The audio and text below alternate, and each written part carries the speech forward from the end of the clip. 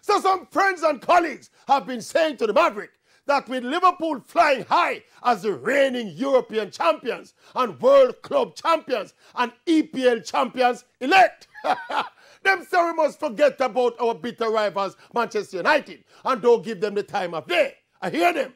But everybody celebrates differently. And personally, I cannot pass up on the opportunity to rub Manchester United face in the mud and keep them there. I mean, you know how many years of misery and decades we endured Sir Alex Ferguson and Manchester United winning title after title after title with Liverpool out of the frame and having to see and hear their obnoxious and boastful chatty fans. And now the tables turn.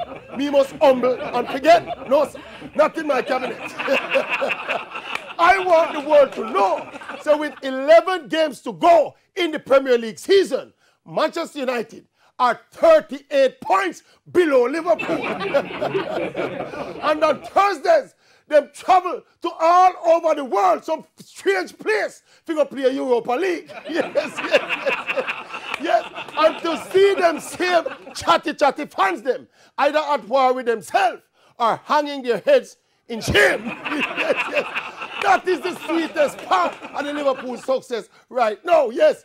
Back upon my perch. Yes.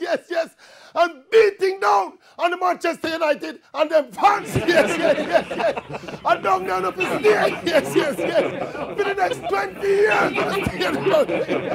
And down there, don't make them right. Don't make them right.